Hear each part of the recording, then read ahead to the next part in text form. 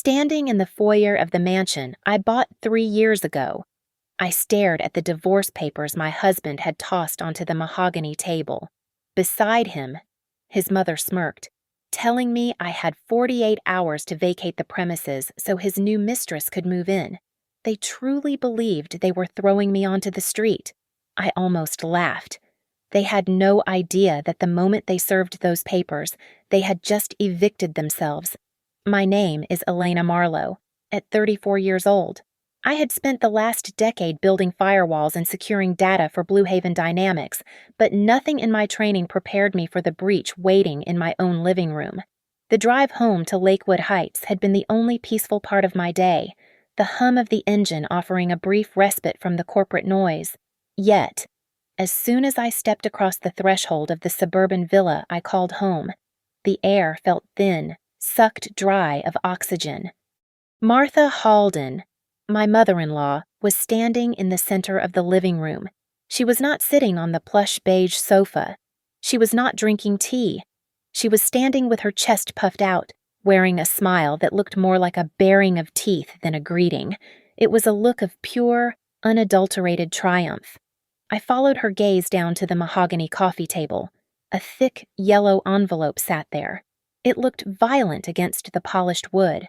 I did not need to open it to know what it was. The legal typeface was visible through the plastic window. Michael walked in from the patio door, bringing a gust of cold air with him. He held a glass of scotch in his hand, the ice clinking against the crystal, the only sound in the dead silence of the room. He did not look guilty. He did not look sad. He looked like a man who had already moved on and was simply waiting for the old furniture to be hauled away to the dump. "I am done, Elena," Michael said, his voice flat. I want a divorce. I need to be free." He took a sip of his drink, his eyes sliding away from mine to focus on a spot on the wall. "I found someone else," he continued, his voice gaining a sickening sort of confidence as he glanced at his mother for support. "Someone who actually makes me feel like a man. She gets me. We have been seeing each other for a while now, and I am tired of hiding it. And she is moving in," Martha snapped, stepping forward to stand shoulder to shoulder with her son. "We want you out, Elena. This house belongs to my son. It belongs to the Halden legacy. You were just a temporary guest as far as I am concerned." I felt a strange buzzing in my ears. They were standing on the hardwood floors I had paid to refinish 6 months ago. They were bathed in the light of the chandelier I had bought with my bonus check 2 years ago. "Savannah, she deserves this place," Michael said, looking around the room with a possessive glint in his eyes. "She appreciates beauty. She needs a real home to start our family. Not this cold atmosphere you bring to everything. You have 48 hours to pack your personal effects," Martha commanded, pointing a manicured finger at the door. "Do not touch the furniture. Do not touch the silver. You leave with what you came with, which was nothing. This house is for the new mistress of the family." I stood there, clutching the strap of my laptop bag. The audacity was breathtaking. It was almost physically painful, like a punch to the gut. But then the pain dissolved into something colder, something useful. They truly believed this. They believed Michael owned this house. They believed I was the poor, lucky wife who had been allowed to stay in their orbit. "So," I said, my voice surprisingly steady even to my own ears, "you are kicking me out for her. It is for the best," Michael said, finally looking me in the eye. "Do not make this difficult, Elena. Just go. Start over somewhere else." "And the house?" I asked. "The house stays with Michael," Martha hissed. "Obviously. He needs a fresh start." I looked at them, really looked at them. A mama's boy and an enabler, standing tall in a kingdom made of cardboard. "Are you too sure?" I asked, softly. "Are you absolutely 100% sure this is how you want to play this?" "We are done talking," Michael said, waving his hand dismissively. "Just sign the papers and get out." Martha crossed her arms. "We are sure, Elena. Goodbye." A slow, cold smile spread across my face. It was not a smile of joy. It was the smile of a predator realizing the trap had just been sprung, but not on the person they thought. I looked down at the envelope on the table. They thought they were serving me an eviction notice. They had no idea that they had just signed their own financial death warrants. Everything they thought they knew was wrong. I walked up the grand staircase, leaving the sound of clinking glasses and self-congratulatory laughter behind me. My hand trailed along the banister, feeling the cool, dark wood. They were celebrating their victory downstairs, completely unaware that they were toasting inside a fortress that I had built, paid for, and owned down to the last nail. My mind drifted back to 3 years ago. I remembered standing in the empty foyer with Michael, watching him puff out his chest as he surveyed the high ceilings. He had contributed $40,000 to the down payment, a sum he had scraped together from bonuses, and a loan from Martha. He acted as though he had purchased a kingdom. I never told him that the remaining $850,000 came directly from my Aunt Vivian's inheritance. I let him believe his contribution was significant. I let him believe he was the provider. I did it to protect his fragile ego, to keep the peace, to maintain the illusion of a partnership where he felt like the man of the house. It was a lie, but I had told myself it was a lie born of love. Now, that love felt like a distant, foggy memory. I reached the landing and looked at the family portrait hanging in the hallway. Martha's face seemed to sneer even in oil paint. She had hated me from the first dinner. To her, I was Elena the nobody, the girl with no pedigree, no connections, and no business marrying a Halden. I remembered the day she cornered me in the kitchen, running a finger over the granite countertop to check for dust. "You know, Elena," she had said, her voice dripping with fake sweetness. "Standards are different in this family. We expect a certain level of excellence that you might not be used to." She thought I was lucky to be here. She thought I was a charity case. I turned away from the painting and walked into my private study at the end of the hall. This was the only room Michael found boring, so he never entered. It was perfect. I locked the door behind me, the heavy click of the deadbolt offering a momentary sense of satisfaction. They thought they had blindsided me with this divorce, but I had been watching them for 6 months. I knew about Savannah before Michael even knew he was in love. It started with the subtle scent of cloying vanilla perfume on his shirts and the late nights at the office that did not match his project logs. I did not cry. I did not scream. I am a data architect. When I see an anomaly, I investigate. I sat down at my desk and tapped the hidden panel under the drawer. A biometric safe slid open. Inside lay a matte black laptop, distinct from the one I used for work. I powered it up. The screen glowed with a grid of live feeds.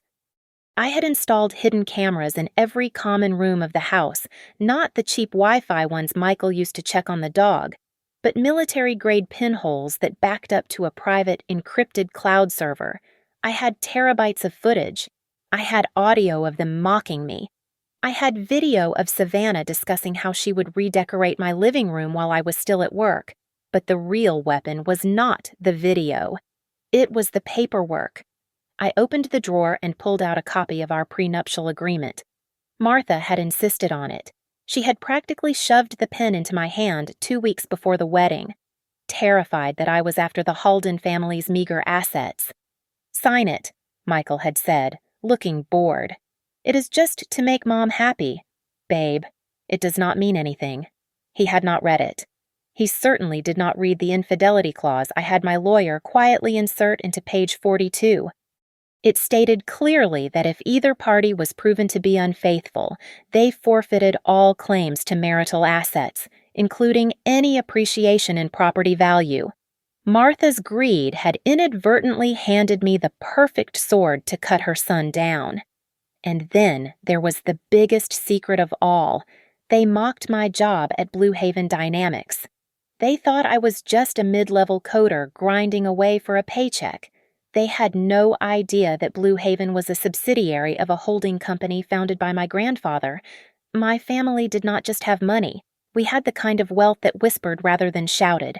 I had hidden it all: the trust funds, the stock options, the real estate portfolio, because I wanted to be loved for who I was, not what I could buy. I looked at the screen. The system prompted me for a password. You wanted a war. Michael. I whispered to the empty room. So let's have one. I typed in the password and hit enter. A file named Project Mirror executed.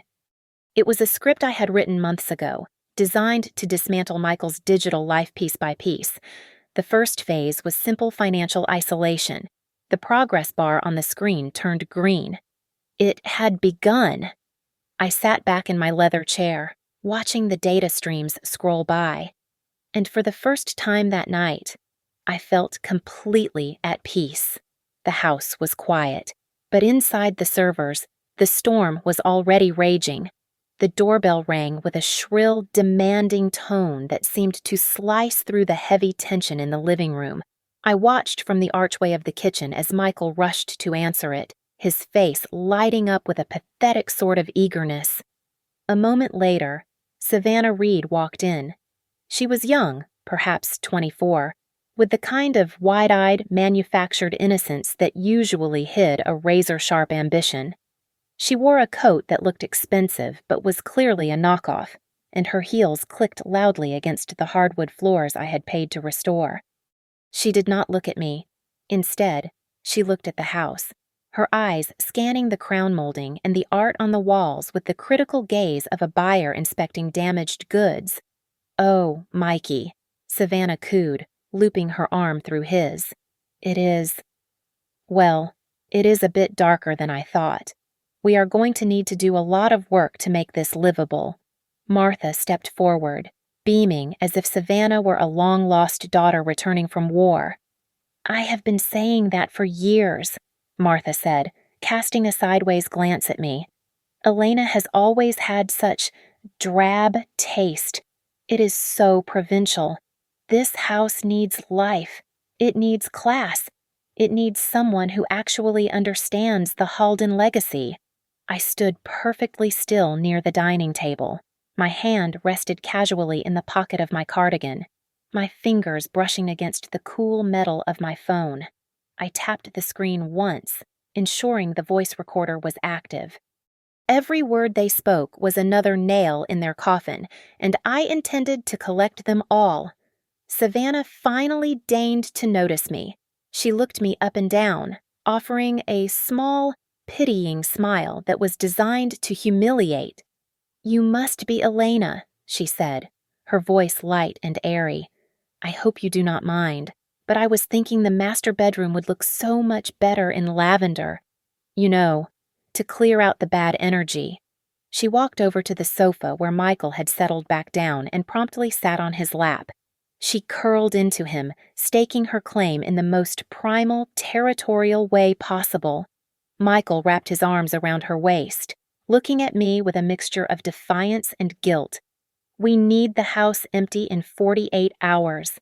"Elena," Michael said, his voice hardening as he performed for his audience. "Savannah wants to bring her decorators in by Friday. I want to give her a fresh start, a place that really reflects us." "And get rid of that horrible painting in the hall," Savannah added, gesturing vaguely toward a limited edition abstract piece I had bought at an auction in Geneva. "It is just so gloomy. I want everything bright. White furniture, gold accents. We need to strip all of this old stuff out." "Absolutely," Martha agreed, nodding vigorously. "Throw it all in the trash. It is just junk Elena brought in to fill space. You deserve better. Savannah, you deserve a home that fits your status as Michael's true partner." I felt a surge of cold rage, but I pushed it down, compressing it into a diamond of pure focus. They were talking about destroying my property, disposing of assets that were worth more than Michael would earn in a decade. "So, everything goes?" I asked, keeping my voice neutral. "You want to strip the house down to the studs." "Everything that reminds us of you," Michael said, squeezing Savannah's thigh. "I want to erase the last 5 years. Elena, I want to pretend they never happened." Savannah giggled and nuzzled into his neck. "Do not be sad, sweetie," she said to me, her tone mocking. "I am sure you will find a nice little apartment somewhere. You know, something more your speed. This house is for a family. It is for Michael. You were just staying here." She paused, looking at me with triumph shining in her eyes. "Technically," Savannah continued, "this house is Michael's, and you are just a guest who overstayed her welcome. It is time to give the keys back to the owner." The room went silent. They waited for me to cry. They waited for me to beg or scream or throw a vase. Instead, I looked at Savannah, then at Michael, and finally at Martha. I committed this image to memory. I nodded slowly, a small ghost of a smile touching my lips. "You are right," I said softly. "It is all about who holds the deed, isn't it?" Savannah blinked, confused by my lack of reaction, but I had already turned my back.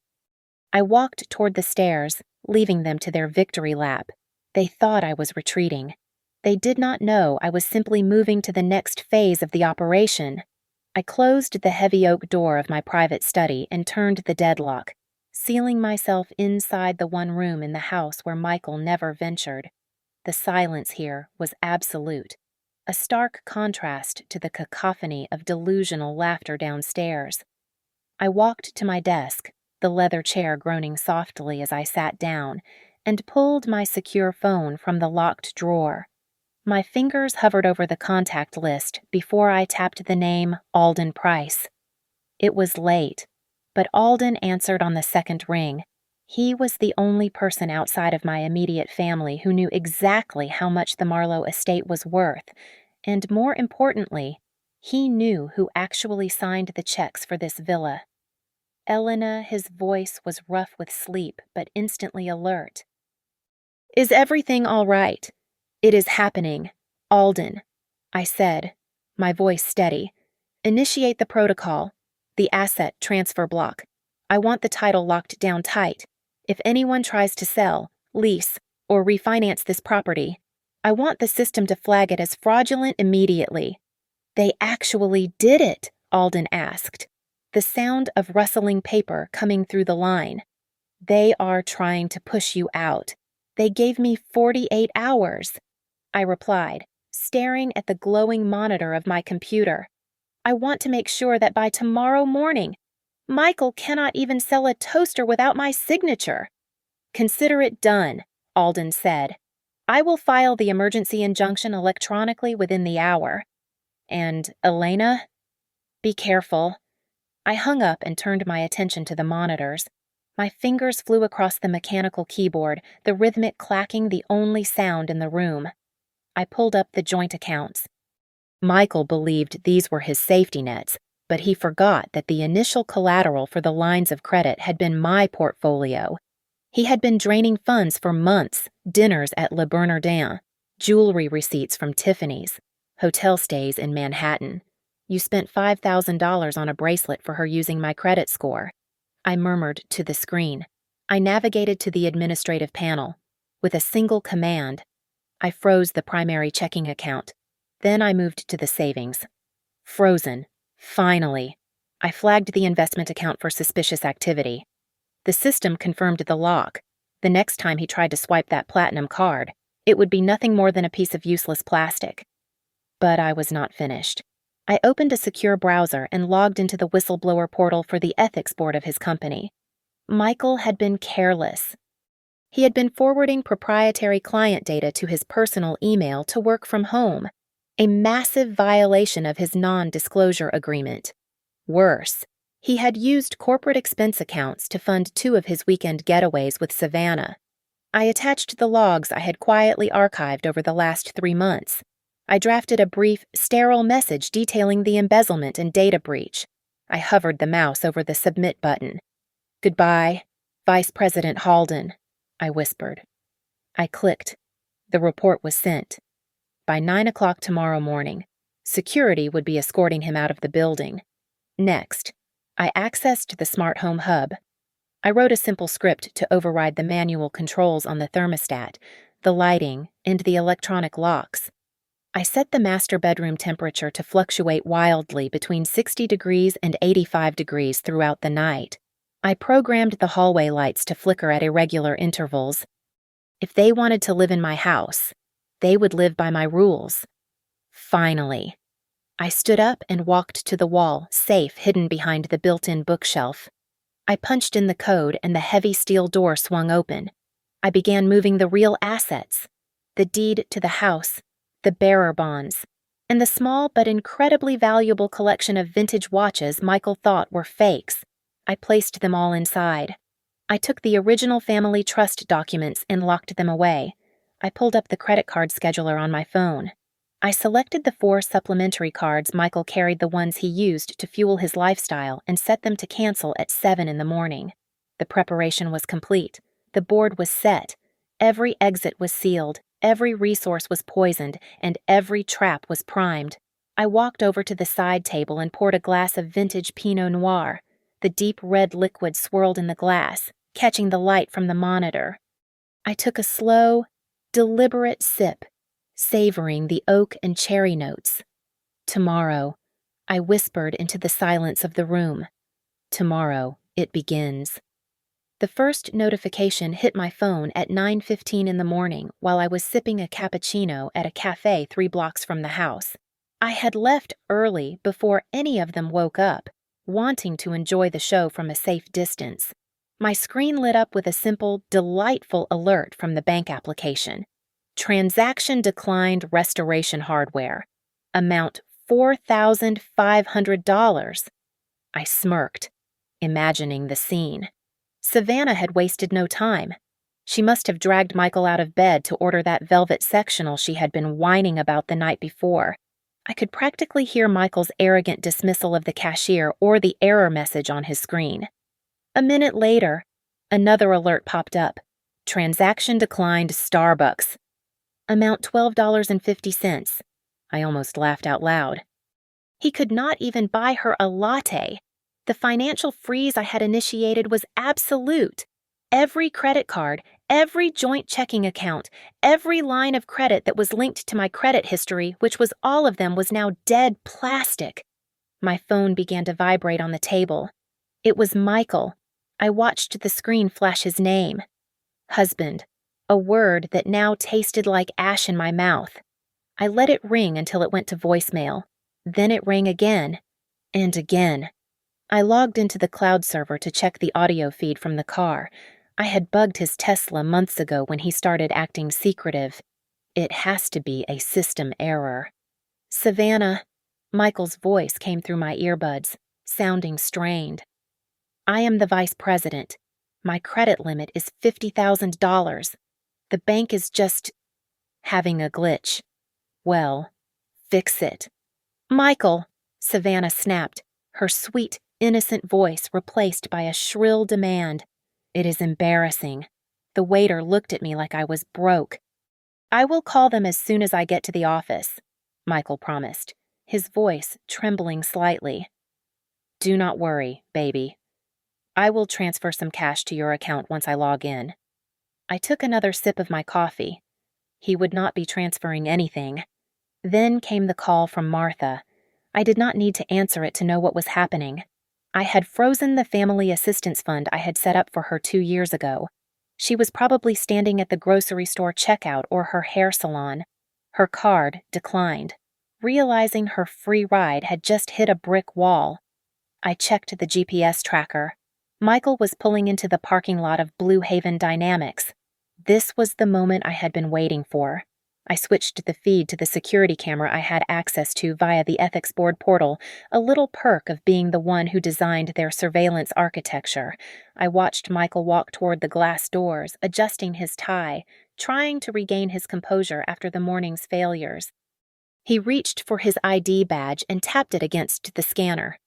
Nothing happened. The light on the reader turned a harsh, unforgiving red. Michael frowned. He tapped it again. Red. He slapped the card against the reader, frustration visible in his body language. The heavy glass doors did not open. Instead, a large man in a gray uniform stepped out from the security booth. It was Frank, the head of building security.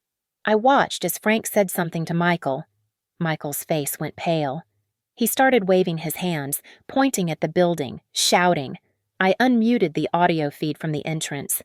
"You cannot do this," Michael yelled. "I am the lead project manager. I have a meeting in 10 minutes. Your clearance has been revoked. Mr. Halden," Frank said, his voice calm and professional. "I have been instructed to escort you off the premises. Your personal effects have already been collected." Frank handed him a cardboard box. It was small. A few framed photos, a stapler, maybe a coffee mug. The sum total of his career at the company, boxed up like trash. "This is a mistake," Michael screamed, clutching the box. "Who authorized this? I want to speak to the CEO." The order came from the ethics committee. "Sir," Frank replied, stepping back and blocking the door. "Gross misconduct and data theft.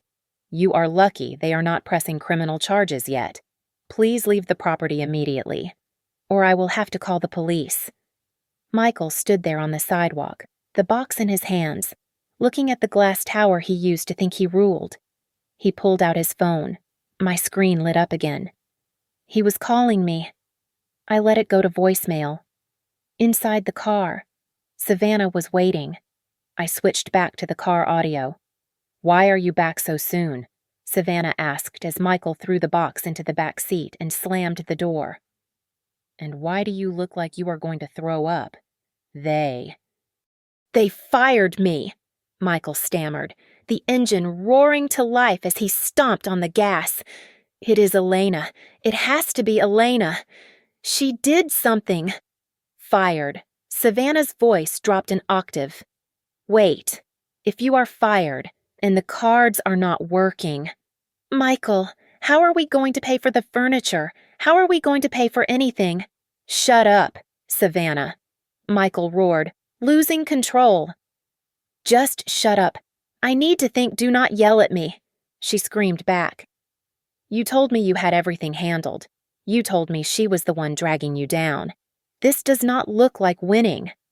"Michael." I watched the GPS dot speeding down the highway, moving well over 80 miles per hour. He was coming home.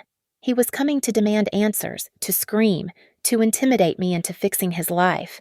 I paid my bill, leaving a $20 tip for the waitress. I stood up, smoothing my skirt. "He is coming," I whispered to myself. I walked out to my car. It was time to go home and welcome my husband to his new reality. The chaos I had planted was blooming perfectly, and the harvest was going to be spectacular. The aroma of rosemary and roasted garlic filled the dining room. I had prepared a rack of lamb, perfectly seared, accompanied by a bottle of Cabernet Sauvignon that cost more than Michael's first car. I set 3 places at the long mahogany table. I lit the candles. The atmosphere was intimate, warm, and utterly terrifying in its calmness. It was the setting for a celebration, or perhaps an execution. The front door slammed open, shattering the peace. Michael and Savannah stumbled into the hallway. They looked like survivors of a shipwreck. Michael's tie was undone, his shirt sweat-stained at the collar, and his eyes were wild with panic. Savannah looked less like a conqueror and more like a confused child who had lost her balloon. Her makeup was smudged, and she was carrying a shopping bag that looked suspiciously light. I did not stand up. I sat at the head of the table, swirling the wine in my glass.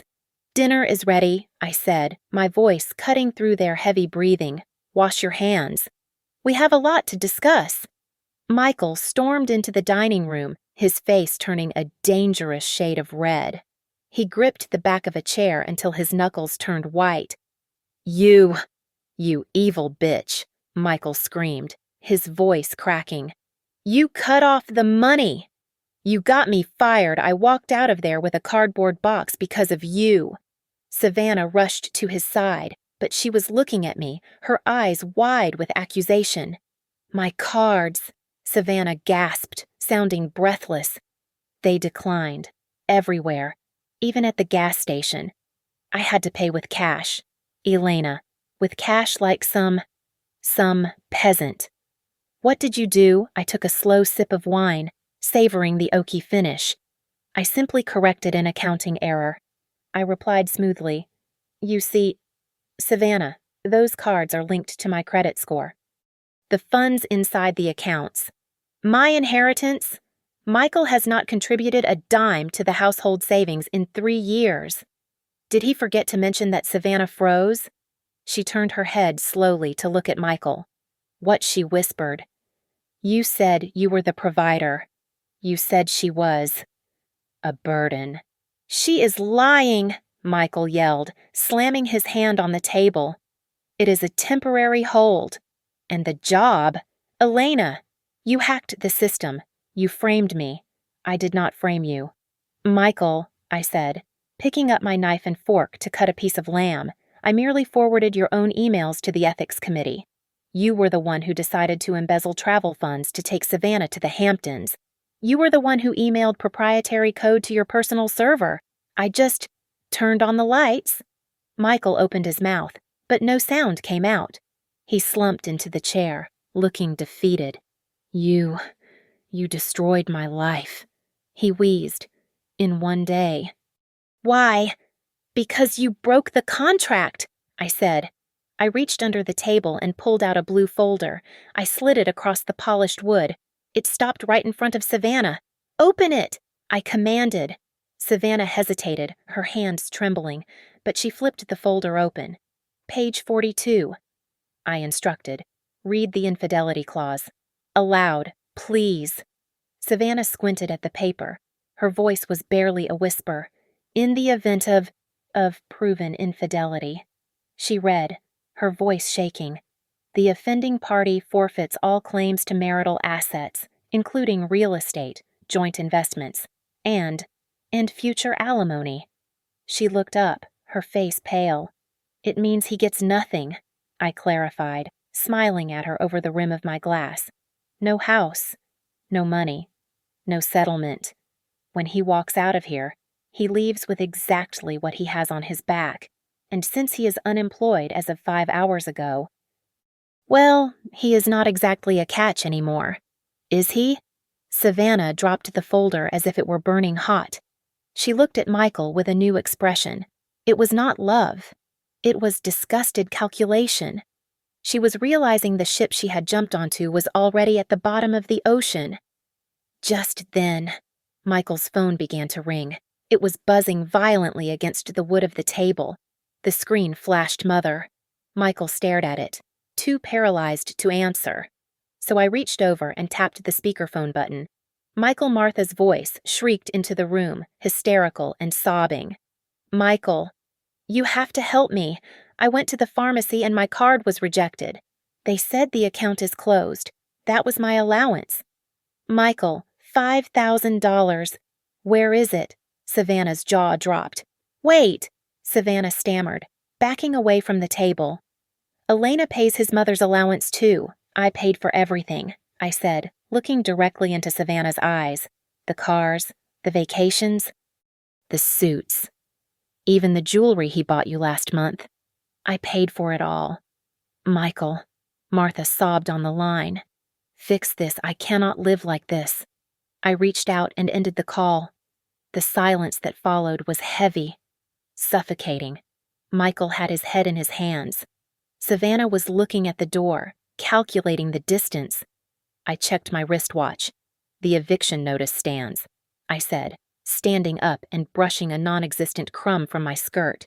You have exactly 20 hours left in my house. I suggest you start packing. The locks change automatically tomorrow.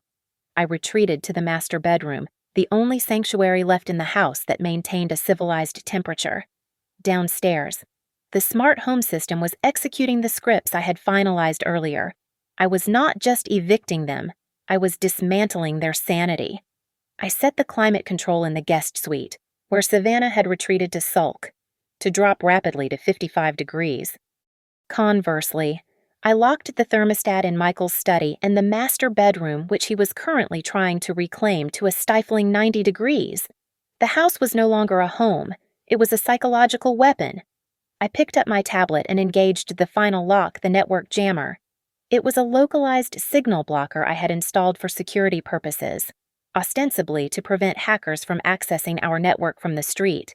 Now, it served a different purpose. The Wi-Fi cut out instantly. The cell signal boosters in the basement powered down. They were trapped in a technological dead zone. I walked out onto the landing, keeping to the shadows.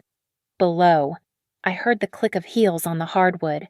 Savannah appeared, wrapped in a blanket, shivering violently. Her lips were pale. "Michael," she screamed, her voice shrill and trembling. "Michael! Wake up, it is freezing in there. I can see my breath." Michael stumbled out of the bedroom down the hall. He was drenched in sweat, his shirt clinging to his chest. He looked like he was suffering from a fever. "It is not freezing," Michael gasped, wiping his forehead. "It is a furnace. The damn AC is broken. I cannot breathe in there. My phone is dead," Savannah cried, tapping furiously at her screen. "No signal, no internet. I cannot call an Uber. I cannot call anyone." "It is just a glitch," Michael said, though his voice lacked conviction. "Everything is breaking down." A sharp buzz from the gate intercom echoed through the hall. I checked the monitor on my phone, which was connected to a separate, hardwired line. It was Martha. She was at the front gate, pressing the button repeatedly. The camera showed her red-faced, shouting at the speaker. I pressed a single button on my interface. Access denied. The heavy iron gates remained immovable. She could scream all she wanted. No one inside could hear her, and she certainly was not getting in. Michael ran to the living room, toward the hidden wall, safe behind the painting. He was desperate now, looking for something to salvage. Perhaps the cash reserves he thought we had, or the deed he believed was in his name. "I need the papers," Michael muttered, spinning the dial with shaking hands. "I need to prove this is mine." He punched in the code. To his surprise and my design, it opened. I had emptied the cache, but I left the documents. He pulled out the stack of papers, his sweat dripping onto the crisp legal pages. "Here," he said, flipping through them frantically. "Title deed. Title. Wait." He froze. "What is it?" Savannah asked, stepping closer, clutching her blanket. "It says Elena Marlowe," Michael whispered, his voice hollow. "Sole owner, Elena Marlowe. Mortgage paid in full by Elena Marlowe." He grabbed another document. The car titles, owner Elena Marlowe. He read, his voice rising in panic. "It is all her, everything. The cars. The investments. The house."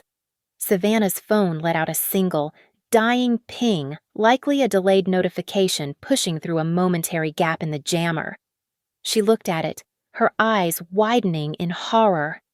"Michael," she said, her voice dangerously quiet. "I just got an email from the leasing company. They are repossessing the Range Rover. They say the lease payments are 3 months behind. I was going to pay it," Michael stammered, backing away from her. "I just needed time. You have no money," Savannah spat, dropping the blanket as her anger overrode the cold. "You have no house, you have no job, and now you stole my car. I did not steal it," Michael yelled, cornered. "I put it under the company account. I thought it would be fine." "You lied to me," Savannah screamed, shoving him hard in the chest. "You told me you were rich. You told me she was the leech. You are nothing. You are a fraud." I stepped out onto the balcony overlooking the living room. The moonlight streamed in through the high windows, illuminating the wreckage of their relationship. They were tearing each other apart, just as I predicted. "Look at you," I said softly, my voice carrying down to them in the silence of the house. They both looked up. I stood there, bathed in shadow, looking down at the chaos I had orchestrated. You look exhausted, I observed calmly. And you still have packing to do. Savannah looked at Michael with pure loathing, then back at me. The realization was fully dawning on her. She was sinking, and she was shackled to a corpse. I hate you, Savannah screamed at Michael, her voice breaking. I hate you. I turned and walked back into my room, leaving them to the cold, the heat, and the darkness. The sound of flesh striking flesh echoed through the high ceilings of the living room like a gunshot. Savannah's hand connected with Michael's cheek with such force that his head snapped to the side. He stumbled back, clutching his face, looking at her with a mixture of shock and betrayal, but there was no sympathy in her eyes. There was only the cold, hard realization of a bad investment. You promised me the world, Savannah screamed, her voice raw and ugly. And you cannot even buy me a sandwich. You are pathetic. Michael, you are absolutely worthless. Michael turned away from her, his eyes locking onto mine. He looked desperate. The arrogance from yesterday was gone, replaced by the terrified look of a man drowning in the middle of the ocean. He took a step toward the stairs where I stood, his hands shaking as he reached out. Elena, he choked out. Elena, please, I know I messed up, but you cannot leave me with nothing. I just need a little cash, $50,000, just to get an apartment, to start over. Please. I looked down at him. He truly believed that was the extent of his problem. He thought he was starting from zero. He had no idea he was starting from a deficit so deep he would never climb out. You think you are broke, Michael? I asked, my voice calm. You are not just broke. You are drowning. I pulled my phone out and projected a document onto the large television screen in the living room. It was a list of liabilities. The online gambling debts you thought you hid on the encrypted server, I said, scrolling through the list. The personal loans you took out from those sharks in the city to pay for Savannah's jewelry. I found them all. And since you signed for them without my knowledge or consent, my lawyers have successfully argued that they are your sole responsibility. You owe $215,000, Michael, and it is due in full upon the dissolution of our marriage. Savannah stared at the screen.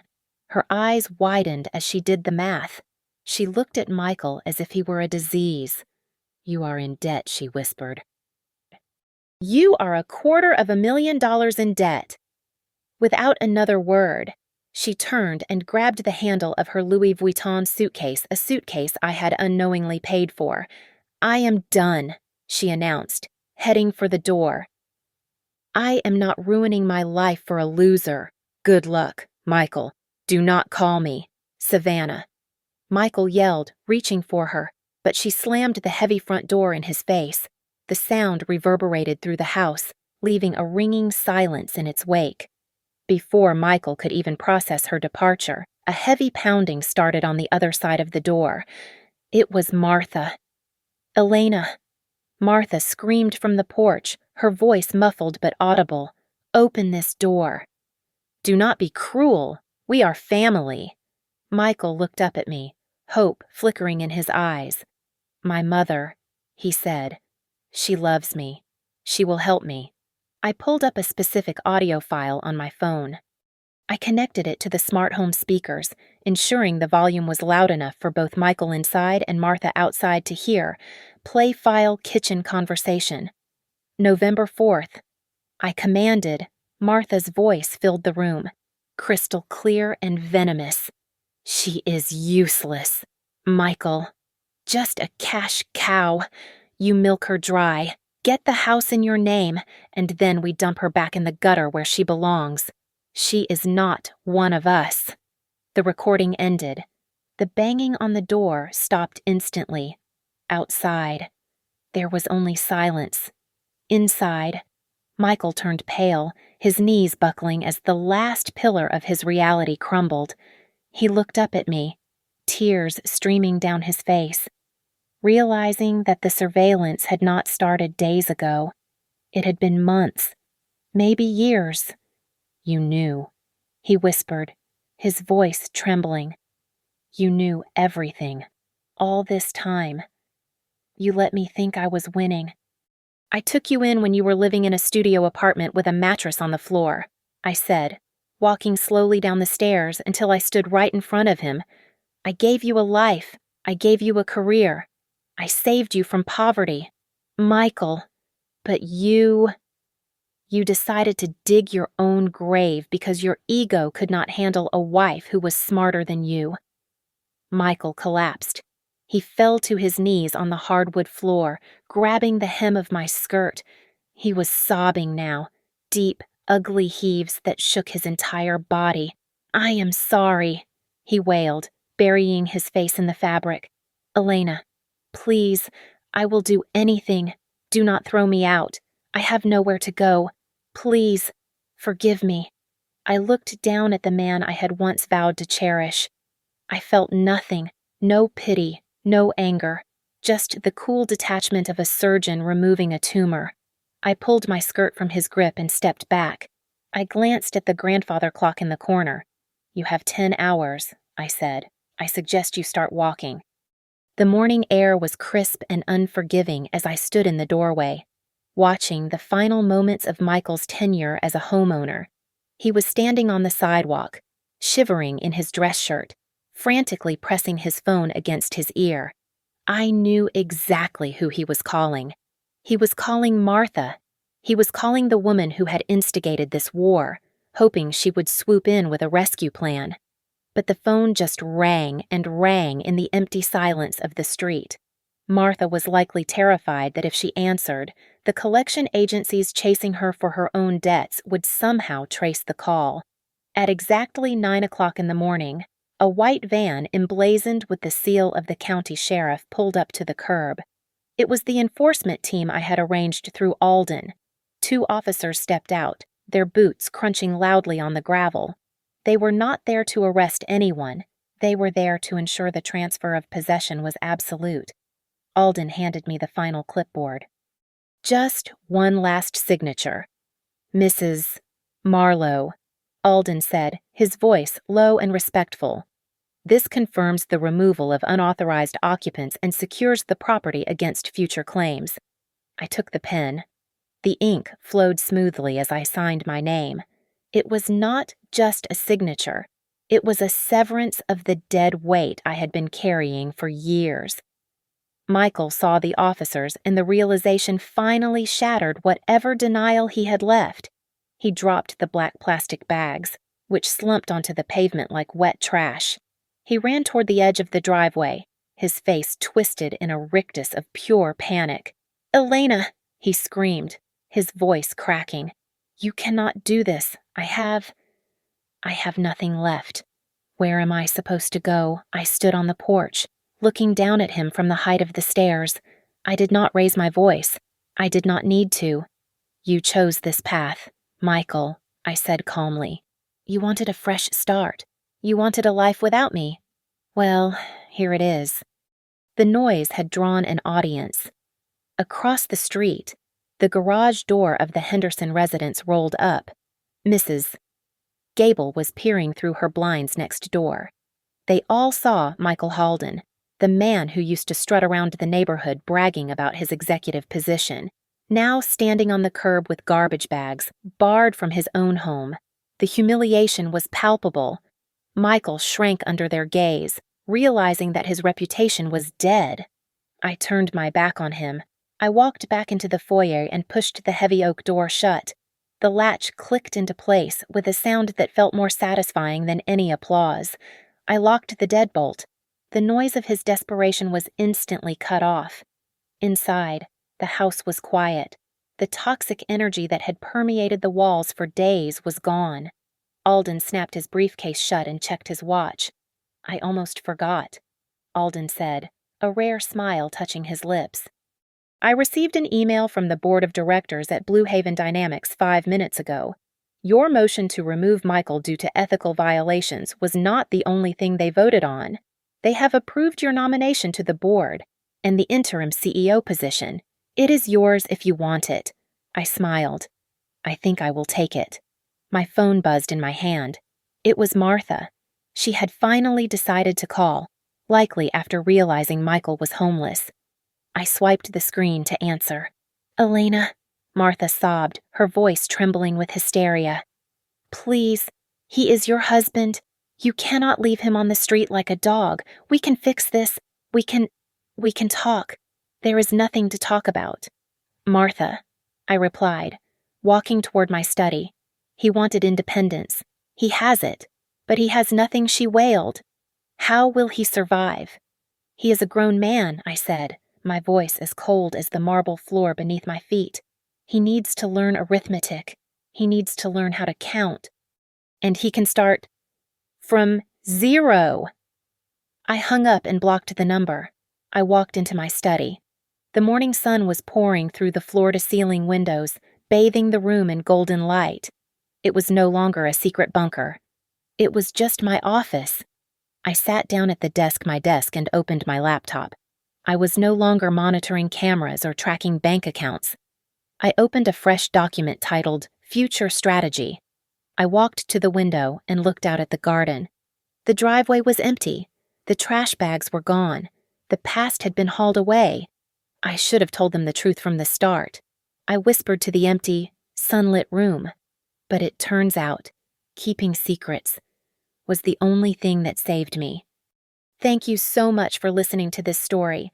Please comment below where you are listening from. I would love to hear your thoughts and share this moment with you. Don't forget to subscribe to Lily Revenge Stories, like the video, and hit the hype button so more people can hear this story.